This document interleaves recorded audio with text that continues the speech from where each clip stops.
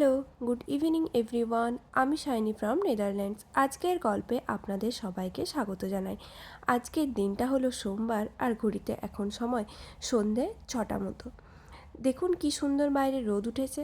আর এখন তো এখানে সামার টাইম চলছে, তাই এই রোদের সাথে সাথে কিন্তু বেশ ভালো গরমও আছে। তাই এখন বাড়ি থেকে যেসব ড্রেস নিয়ে এসেছিলাম সেগুলো একটু পরতেও পারছি। এতদিন তো এখানে শুধুমাত্র সোয়েটার পরেই ঘুরে বেড়াতে হতো, এখন দেখুন কি সুন্দর স্লিভলেস পরে ঘুরে বেড়াচ্ছি। যদিও বেশ ভালোই লাগছে এই ওয়েদারটাকে এনজয় করতে। আর কদিনই তো আছে, তারপর আবার সেই জ্যাকেট সোয়েটার টুপি ছাড়া বাইরে বেরোনোই যাবে না।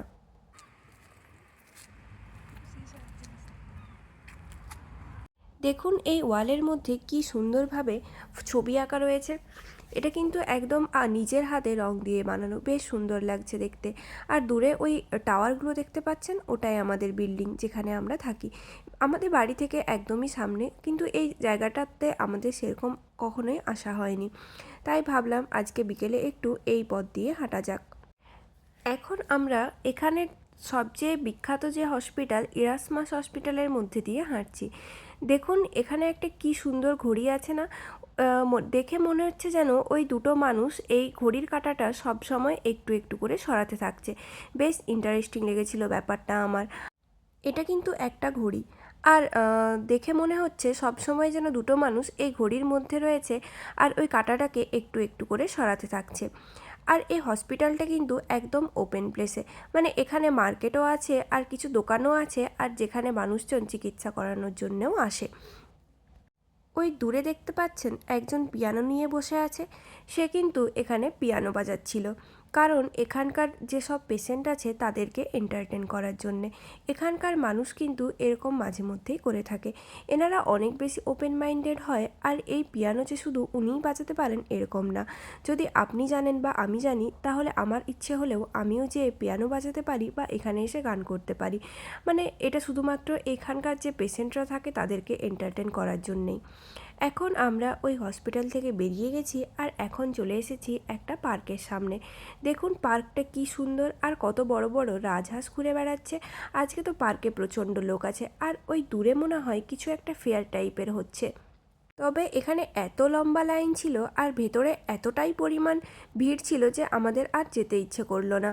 ভাবলাম অন্য কোনো দিন টাইম নিয়ে এসে এই ফেয়ারটা এক্সপ্লোর করে যাব।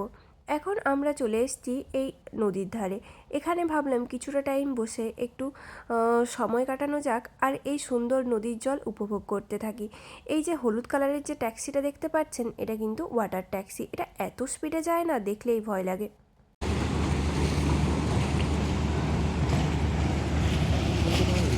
তবে এগুলো কিন্তু ওয়ান টাইম এক্সপিরিয়েন্সের জন্যে, এগুলো কিন্তু এখানকার মানুষ বেশ ভালোই রাইড করতে পছন্দ করেন।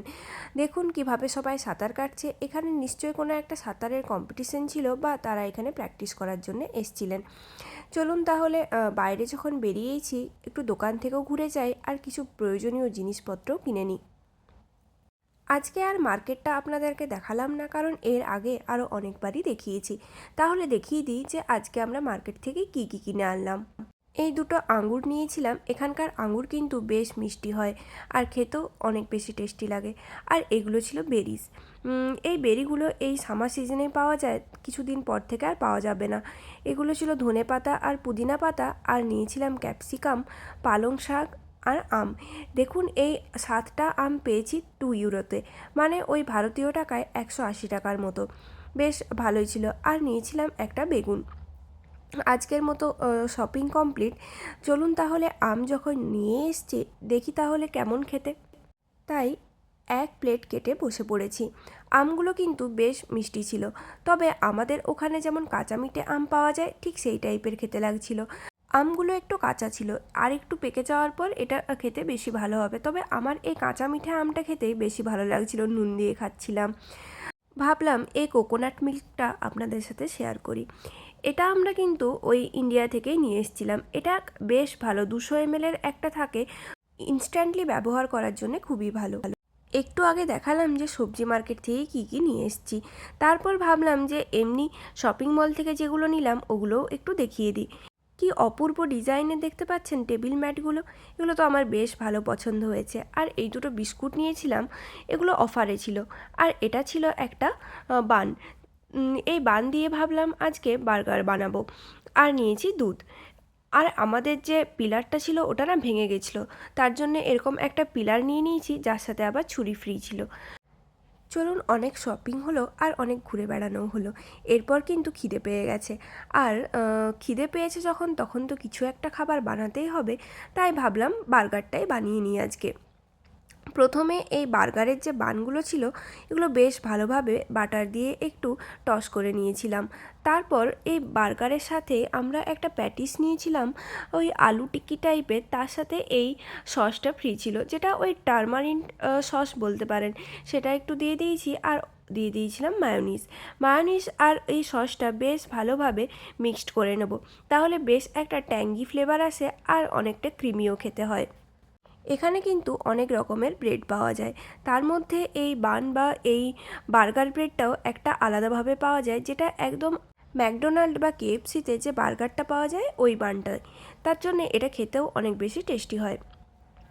এরপর আমার তো এটার মধ্যে সস লাগানো হয়ে গেছে, তাই কিছু আমি শসা টুকরো টুকরো করে কেটে নিয়েছিলাম, সেগুলো ভাবলাম বেশ ভালোভাবে ওপরে সাজিয়ে দিই। আর একটু স্যালাড যদি বেশি করে দেওয়া যায়, তাহলে কিন্তু বার্গার খেতে আরও অনেক বেশি টেস্টি হয়। আর আমার ডেকোরেশন জিনিসটা একটু বেশিই ভালো লাগে, সব কিছু সুন্দর করে সাজিয়ে রাখতে বা সুন্দর দেখতেও আমার ভালো লাগে, আবার সাজিয়ে রাখতেও ভালো লাগে। তবে আমি খুব একটা ভালো সবজি কাটতে পারি না, তার জন্য একটু এদিক ওদিক কাটা হয়ে গেছে।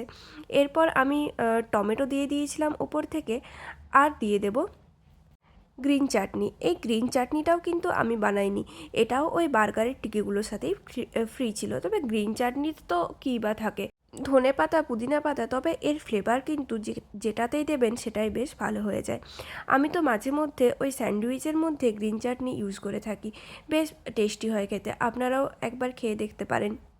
এতক্ষণ ধরে আমি বলছিলাম না যে টিকিগুলোর কথা, এই যে দেখুন, এই আলু টিকিগুলো খেতে কিন্তু বেশ টেস্টি, একদম আলুর চপের মতো। এখানে তো আলুর চপ পাওয়া যায় না, তাই আমি মাঝে মধ্যে এই টিকিগুলো ভেজে খেয়ে নিই, অনেকটা ওই আলুর চপের স্বাদ মেটানোর জন্যে। আমাদের ইন্ডিয়াতে বা ওয়েস্ট বেঙ্গলে বিশেষ করে কিছু খাওয়া হোক বা না হোক, চপ, বেগুনি, পেঁয়াজি, পকোড়ি, এসব কিন্তু বেশ ভালোই খাওয়া হয়। আর শুধুমাত্র আমি আলুর চপই বা বলছি কেন, চিংড়ির চপ, ভেজিটেবিল চপ, ডিমের চপ, আরও কত ভ্যারাইটির চপ ওখানে পাওয়া যায়। এগুলো ভাজা হয়ে গেছে, তাহলে চলুন তুলে নিই আর এই বার্গারের মধ্যে দিয়ে দিই। এই বার্গারটা খেতেও কিন্তু বেশ ভালো লাগে। এই টিকিগুলো যদিও হলদিরামেরই টিকি, এগুলো ইন্ডিয়াতেও পাওয়া যাবে, তবে এখানে আমরা এগুলো নিয়ে আসি একটা বাংলাদেশি দোকান থেকে। আমাদের বাংলাদেশি দোকানটাও বাড়ি থেকে বেশ অনেকটাই দূরে, আমাদেরকে প্রায় 20 থেকে 25 মিনিট মতো মেট্রোতে যেতে হয়, তারপর পাওয়া যায়। তাই যখন আমরা ওই দোকানটাতে যাই, তখন কিন্তু বেশ অনেক জিনিস একসাথেই নিয়ে আসি। আমার বার্গার কিন্তু বানানো হয়ে গেছে, আর আমাদের ডিনারও রেডি।